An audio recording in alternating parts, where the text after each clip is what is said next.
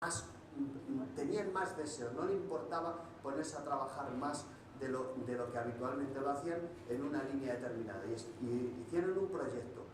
Bueno, pues eso, no estoy hablando de la prehistoria, estoy hablando de hace como 8 años aproximadamente, quizá 9. En este momento es un centro de referencia donde no solamente quiere ir la gente del barrio, sino que están yendo con transporte de otros lugares lejanos de la ciudad, porque los padres y los propios alumnos quieren ese enfoque dentro de la institución educativa. Bueno, utilizaron un poco la innovación, utilizaron la autonomía, que parece que no hay, pero hay más de la que parece, utilizaron sobre todo el conocerse más y el aprovechar el potencial que había en la institución.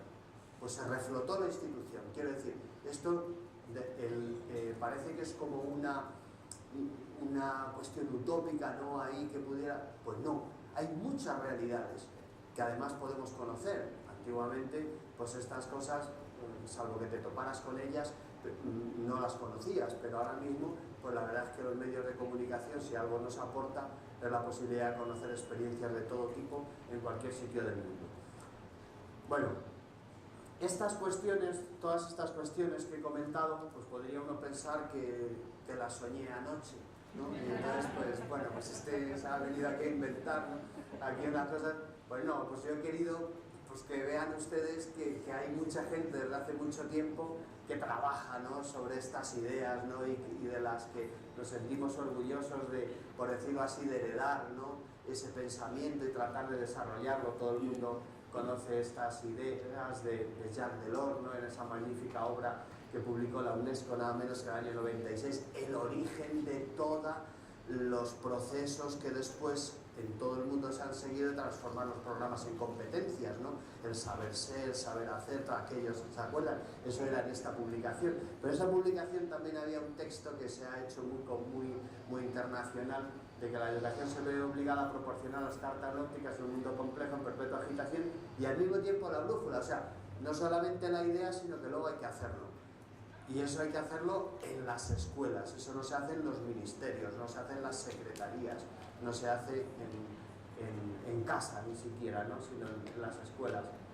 Juan Carlos Terés, como saben ustedes, también en argentino, que ha trabajado mucho en organismos internacionales, pues habla que las respuestas educativas deben ser elaboradas en un marco del proyecto de sociedad. O sea, muchas veces lo que visualizamos los directivos es que nos estamos dando contra un muro, a veces, ¿no?, de las administraciones, de los enfoques, de evaluar sin saber para qué.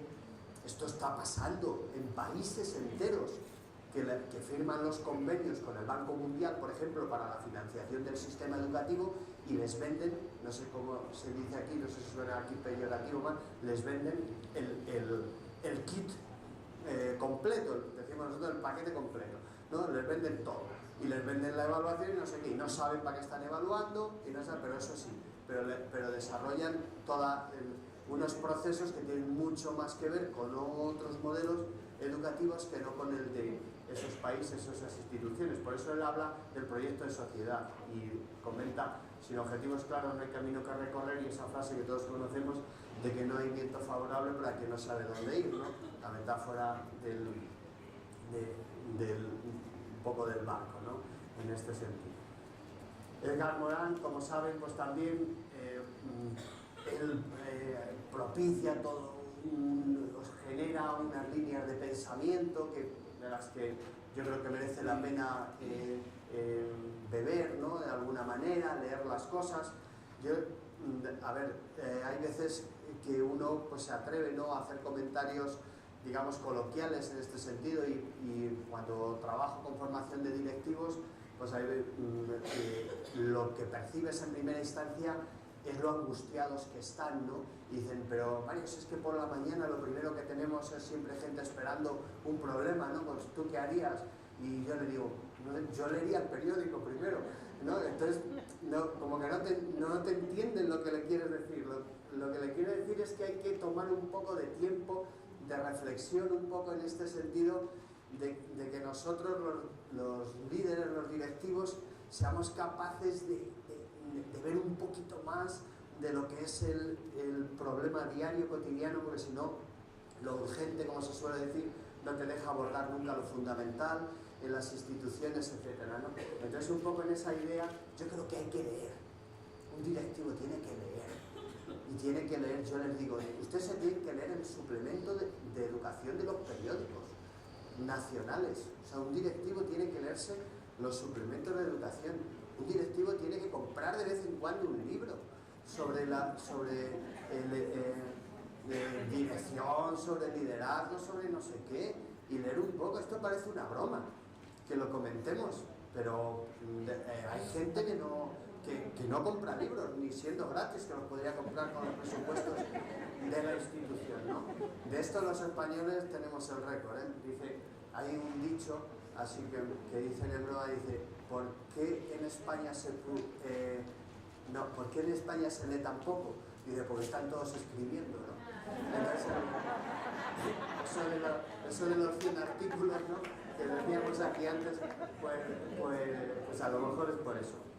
Hay que leer y esta era la cita que yo les mencionaba antes de Caldwell, tomando referencia. Él es poco conocido, sin embargo, escribe al hilo de Hargrave, Rudolf, Maxim, etcétera, que otros autores que sí que conocemos más en el mundo de la pedagogía, de la administración y gestión, y él habla de distintos elementos que son bastante comunes, ¿no? Pero yo destacaría un poco la idea del alumno comunidad organizativa.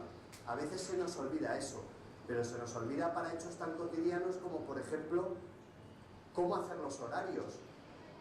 A ver, aquí, si somos honestos, ¿no pensamos con frecuencia más en lo que interesa a los profesores o los directivos en el sentido de ahorrarse a lo mejor unas horas de un profesor o tal a la hora de hacer los horarios más en el profesorado que en los estudiantes?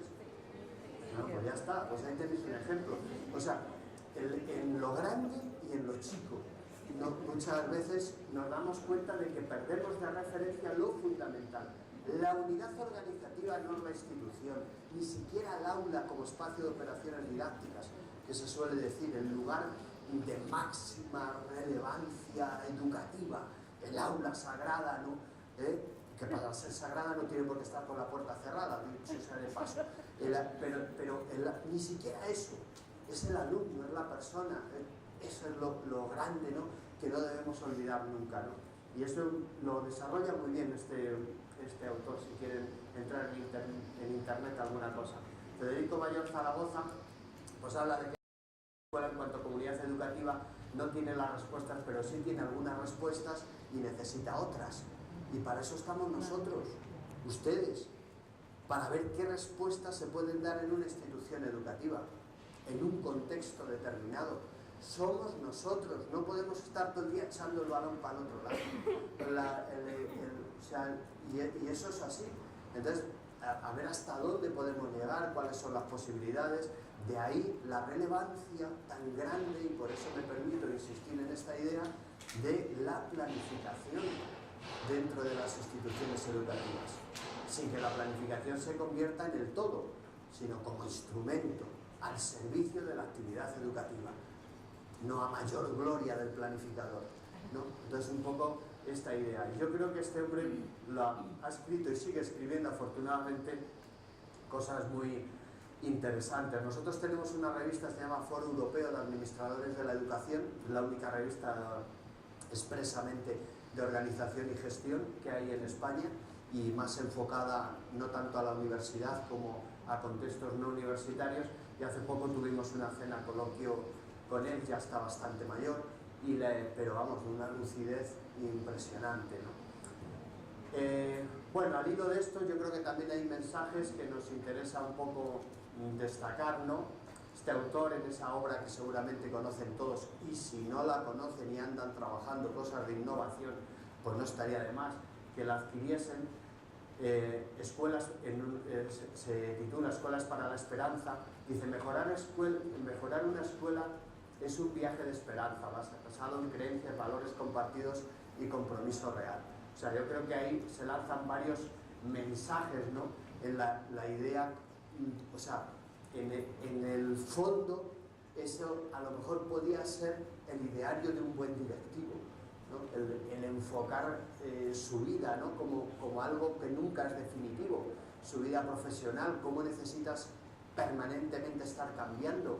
Pero eso nos lo dice la teoría más elemental, cuando nos dice todos los proyectos educativos hay que revisarlos cada año. Lo que pasa es que como cuesta mucho trabajo, se le cambia el año y sigue el mismo proyecto educativo. Y al final se ha cambiado 10 veces, ya no queda ni un niño de los que estaban en el primer proyecto, el 20% de los profesores, pero seguimos con el mismo proyecto educativo, ¿no? Entonces, ese tipo de cuestiones, pues no sé, yo creo que cambiando un poco lo que decía al principio, si me permiten, sobre el posicionamiento intelectual del profesor, del directivo, del líder, ¿no? en las instituciones. No sé cuánto tiempo llevamos, profesor, pero me levanté de aquí. Bueno, entonces ya estoy a punto de no saber lo que digo. Entonces, lo vamos a dejar para otro día, ¿no? Bueno, un poco esta idea, ¿no? que transfiere al final la forma de ser, ¿no? de las personas. Yo creo que el pesimista se queja del viento, el optimista espera que cambie y el realista ajusta las velas. En el realismo está las acciones directivas, ¿no? El incorporar la planificación, el incorporar elementos de comunicación, actuaciones en mejora de la convivencia, del clima de trabajo en las instituciones, etcétera, etcétera. O sea, eso suena muy teórico, pero se puede hacer muy práctico, ¿no? que es un poco la idea que yo les quería comentar. Les hice mención hace un momento de que desde hace mucho tiempo los organismos internacionales nos están indicando estas cosas, ¿no? Hay estudios que realmente mejor ni conocerlos, pero hay otros realmente interesantes, ¿no? si nos metemos con seriedad en ellos, ¿no? Este yo creo que fue de lo mejor que se hizo dentro de unos grandes estudios, el proyecto TALIS, que como ven ustedes corresponde a unas siglas en inglés, traducido al español como Estudio Internacional para la Enseñanza y el Aprendizaje, donde participaba también México y otros muchos países, y hicieron una serie de recomendaciones que yo me había permitido traer aquí, porque tenía que ver con los profesores, la formación y el desarrollo, las opiniones y actuaciones del profesorado, evaluación del profesorado y de los centros educativos, de las instituciones educativas, ¿no? y del liderazgo escolar. Era uno de los ítems importantes que aborda el estudio. Entonces, para directivos yo creo que es interesante, y sobre todo a niveles de maestrías, de doctorados, etcétera, estas cosas tenemos que conocerlas. En algo nos tenemos que diferenciar de la progresión, de la adquisición de conocimientos, y sobre todo, más que de conocimientos, manejo de información, ¿no? Y entonces, en las conclusiones, pues es así de forma muy sintética, hablaba de garantizar de los recursos adecuados, intensificar la mejora de la formación del profesorado, cosas muy genéricas, pero que son muy genéricas aquí en la exposición, pero si ustedes van al documento base no son genéricas, te dice bien claramente sobre qué puedes trabajar. Nosotros hicimos, ustedes conocen todos, y México participa en no sé si todos los estados, en el informe PISA, ¿no? Entonces saben ustedes de lo que estamos hablando, ¿no? El informe PISA es el informe que bianualmente, casi anualmente, dependiendo de qué aspectos se evalúan, participan la mayor parte de los países de la OCDE en esos informes. Bueno, pues eso, ¿qué vida tiene el informe? La que quieren los periodistas del telediario, del noticiario. O sea, a los 2 días se deja de hablar del informe PISA y aquí todo el mundo, o sea, estamos 2 días diciendo que somos el peor país del mundo, que esto es un desastre, que los profesores no sé qué, que los conocimientos no sé cuál. Pero luego ya, ¡pum!, es como esa tormenta, ¿no? La metáfora esa del maremoto, de que arriba hay unas olas enormes, a 2 metros las olas ya un poquito menos, y a partir de los 10-12 metros de profundidad ni se nota que hay un maremoto arriba. Bueno, pues un poco eso sucede con este tipo de informes. La Universidad de Granada, la Autónoma de Barcelona y nosotros hicimos un estudio y una investigación que está publicada por el Ministerio de Educación Español sobre cómo utilizar en los centros educativos esos informes internacionales. O sea, ayudar al profesorado y a los directivos sobre todo a que eso que aparece todos los años o cada 2 años como para decirles qué burros y qué malos sois, que mira qué resultados obtenéis. Nosotros dijimos, esto no puede ser, porque claro, todos nos quejamos, eso, el tratamiento que se hace de eso, y entonces se nos ocurrió hacer un proyecto de investigación, de innovación, como digo, está publicado, para a ver cómo se pueden utilizar esos informes internacionales dentro de las instituciones educativas y aprovecharlo.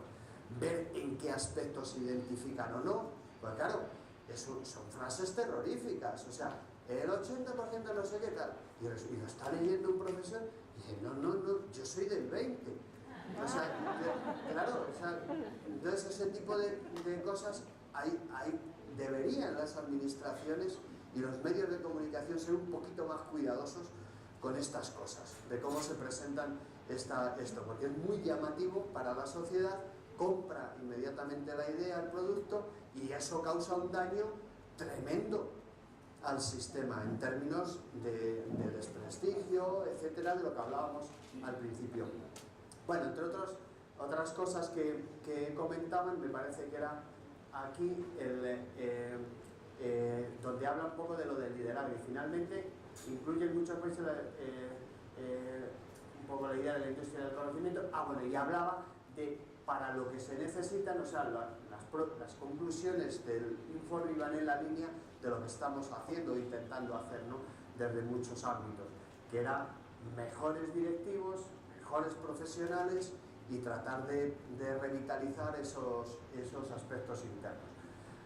Bueno, aquí hay muchas más cuestiones. Yo me gustaría tener la oportunidad, me comprometo a que la próxima vez que venga a México, pues poder reunirme con ustedes y, por decirlo así, abordar más en profundidad otros aspectos que de forma así, ahora voy a ejercer como los políticos cuando dicen, y voy terminando, ¿no? Entonces voy terminando, y ya, si me permiten, un poquito para dar algunas pinceladas sobre estos aspectos que yo quería señalar antes como más de contenido, ¿no?, respecto a la dirección y el liderazgo. Esa es la famosa frase de que ningún sistema educativo es mejor que sus profesores, que yo creo que es muy fácil traducirla también en términos de que, sin necesidad de recurrir, por ejemplo, a Philip Foster y otros autores, de la importancia que tiene la dirección. Tampoco suele haber ninguna institución educativa que sea mejor que sus directivos. O sea, tiene más peso lo que es el profesorado, pero también tiene muchísimo peso lo que son los directivos. No un directivo que está un año, pero si la dirección se ejerce y ese liderazgo desde la dirección se ejerce durante una década, imagínense ustedes, es que termina incluso influyendo en la cultura de las organizaciones, que eso no es cualquier cosa. La gente dice, no, es que aquí hay una cultura y tal. No, piensa lo que acabas de decir, porque la cultura no la generamos ni tú ni yo en la institución un día por algo que hagamos. Si acaso el clima, pero no la cultura. Entonces, claro, las trayectorias, ¿no?, de dirección y liderazgo en las instituciones, eso sí incide directamente en la cultura, y eso es realmente muy importante por la permanencia que tiene, por decirlo así, en el tiempo, ¿no? Estos autores también que cito, pues en algún caso hablan del papel que se realiza, o sea, digamos, a veces falta de sintonía que hay entre el papel que realiza la dirección, el que esperan los profesores, o sea, los colegas, que él realice, y lo que desearían las personas que se realicen. Esto funciona como los 3 círculos esos de la calidad. En la medida en que esos 3 elementos se identifiquen más, ¿no?, cuando una cosa es lo que quiere, otra cosa es lo que oferta y otra cosa es lo que se desarrolla, y no hay puntos de intersección, el resultado es 0, cada uno va a su bola. Pero cuando conseguimos que eso se junte, lo que llamábamos ¿cómo se llama?, la intersección, ¿no?, de los conjuntos, ¿no era así como lo decíamos? Cuanto mayor sea y mayor se aproxime a un círculo en sí mismo, pues mayor éxito tienen las organizaciones. Por eso no es un consejo tonto decirle a los directivos y a los líderes que estén muy atentos a la realidad que sucede en el entorno, porque si no cada vez se va distanciando más la acción directiva de lo que es lo que se necesita en la realidad en las instituciones. Yo aquí he señalado un montón de elementos que son comunes y claves en la dirección, ¿no? Y ustedes dirán, no sé cuántos hay, ni yo mismo lo sé, pero es que lo gordo es que pongo puntos suspensivos, o sea que podría haber muchos más. A cualquiera de nosotros se nos ocurriría, además de hablar del liderazgo, de la coordinación, de la calidad de la toma de decisiones, del manejo de equipos, de contexto, de planificación, de clima de trabajo, etc. O sea, uno dice, no, yo no quiero ser director. O sea, cuando uno lee esto es el perfil de Superman, no es el de un director, ¿no? Bueno, pero si alguien es capaz de quitarme algo de ahí, que lo quite. Si alguien me puede decir que para un buen director, un buen líder, el contexto no es importante, pues que lo quite. Allá él sabrá qué está haciendo, ¿no? en la institución, o que no es importante el clima de trabajo, o que no es importante tomar en cuenta la cultura institucional en la que se desarrolla, etcétera, ¿no? Entonces el reto es, pues quítelo, usted no, o sea, lo que no esté de acuerdo usted lo saca y luego me dice cómo elabora el proyecto educativo, ¿no? Yo todo eso lo sintetizaría, si me permiten ustedes un poco, en la idea del trabajo bien hecho, el servicio y el compromiso, no con la educación, porque todo eso al final se puede aglutinar en una actitud profesional. Y vuelvo otra vez al punto primero, el posicionamiento intelectual que nosotros estamos obligados a tener sobre las cosas, ¿no? Y eso pasa por la formación, pasa por el análisis crítico de las cosas, etcétera, etcétera, no ser puros oyentes, etcétera, ¿no? Un poco unido al compromiso con la sociedad, ¿no? Las metas de calidad, unido a eficacia, eficiencia y funcionalidad. Hay muchas instituciones que se conforman con la eficacia. Bueno, la eficacia es simplemente cumplir las metas. Eficiencia es cumplir las metas con aprovechamiento de recursos. Y funcionalidad es cumplir las metas con aprovechamiento de recursos y dando respuesta a lo que se solicita de nosotros en el contexto. Entonces, claro, son cosas que no se manejan muchas veces, ¿no? Y entonces me va bien porque cuando hay un problema lo arreglo con dinero, con plata, en el ámbito pedagógico, en el ámbito organizativo, etcétera. Eso no es eficiencia, ni es funcionalidad, etcétera. Bueno, todo esto tendríamos que reflexionarlo un poco más. Yo creo que esta cita es muy bonita y aquí casi que me quedo, ya voy terminando. El compromiso es lo que transforma una promesa en realidad, es la acción que habla más alto. La cita no es exactamente así, pero yo creo que la hemos retocado todo el mundo, ¿no? Esta cita, pero la pueden encontrar ustedes en internet mucho más extensa, pero me he quedado con estas ideas, ¿no? Es la acción que habla más alto que las palabras, compromiso es la materia con la que se forja el carácter para poder cambiar las cosas, ¿no? Yo creo que al final, o sea, si tuviéramos que elegir dos o tres, cuestiones que tuvieran que identificarnos a los directivos, a los líderes, ¿no? Pues a lo mejor es eso, ¿no? Sería el deseo de hacer las cosas de forma profesional, o sea, la profesionalización de la función con todo lo que eso lleva implícito y el compromiso con algo. Y entonces vuelve a aparecer otra vez el proyecto de dirección. Yo aquí incluso en algún lado seguramente, bueno, aquí hay me parece que en algún sitio he puesto algún ejemplo de cómo sería un proyecto de dirección, pero aquí aparecía, por ejemplo, ya en el 2002 para los líderes del 2010, en la famosa reunión aquella de Davos, ¿no? Sobre los líderes del futuro. Entonces vean ustedes que todo lo anterior pues no lo soñé anoche, ¿no? Entonces ahí ponen referencias, el directivo como líder, pues una serie de elementos que yo me permito señalar o sintetizar, ¿no? Talento directivo, o sea, el talento que tenemos que tener las personas que nos atrevemos, que no tiene que ver con la osadía, pero sí que tenemos que ser, no sé, tener cierta disponibilidad a arriesgar en las cosas, en la vida. Muchas veces tenemos que tomar decisiones sin el 100% de las informaciones, ¿no? Entonces aparecen elementos como el de la intuición. ¿Por qué voy a desperdiciar yo el elemento intuitivo, etcétera, ¿no? Emprendimiento, innovación. La innovación tiene que ver siempre con los proyectos. Los que no creen en la innovación dicen que la planificación va en contra de la innovación. Nada más falso. Lo que no se quiere es incorporar la innovación dentro de los procesos directivos y de los procesos de planificación y de desarrollo de las instituciones. Confianza, justicia, proyección, etc. Bueno, este es el famoso ejemplo que todos ustedes conocerán y que lo habrán visto mil veces, de la diferencia que hay entre un jefe y un líder, ¿no?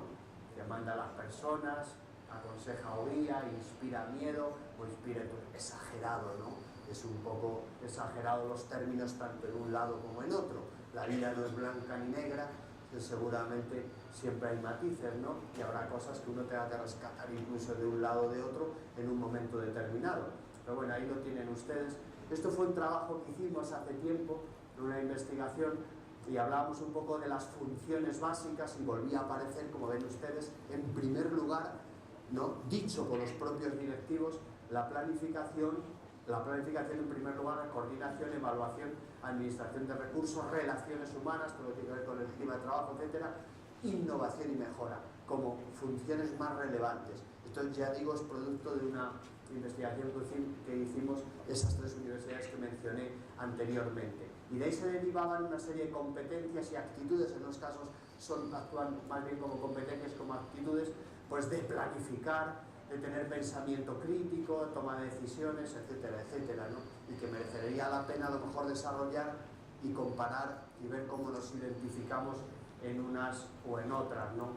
Tipos de liderazgo que todos ustedes conocen y sobre los que podíamos hablar, un poco la idea del enfoque hacia el liderazgo transformacional, las características, ¿no?, que tienen que ver con la conducta del líder, con los factores situacionales, con las conductas de los seguidores, o sea, de los miembros de la comunidad educativa. Bueno, ahí aparece la fuente. Y un poco esto, ¿no?, casi como broma sobre el liderazgo, pues todos nosotros, ¿no?, en una institución es como si todos nosotros pudiéramos aportar algo de vida y algo, ¿no?, un poco a la institución. Entonces, ¿qué podríamos hacer, ¿no?, cada uno de nosotros? Esto también es una imagen bastante conocida. Bien, yo no les voy a cansar más, a mí me parece que ya hay bastantes cuestiones, ¿no?, que podrían servirnos. Me parece que por aquí había puesto yo mira, estos, o sea, con esto de verdad que ahora ya no ejerzo más de político, ya con esto finalizo. Con esto y la cita final. Dice, hay otros elementos, otros aspectos, porque al final esto de la dirección y lo del liderazgo hay que traducirlo, como decimos nosotros, hay que traducirlo al manchego, ¿no? O sea, esto hay que llevarlo a la realidad y hay que ver, cuando estás dando esas directrices, yo soy capaz de hacerme un proyecto de dirección casi perfecto, en un fin de semana. Y todos nosotros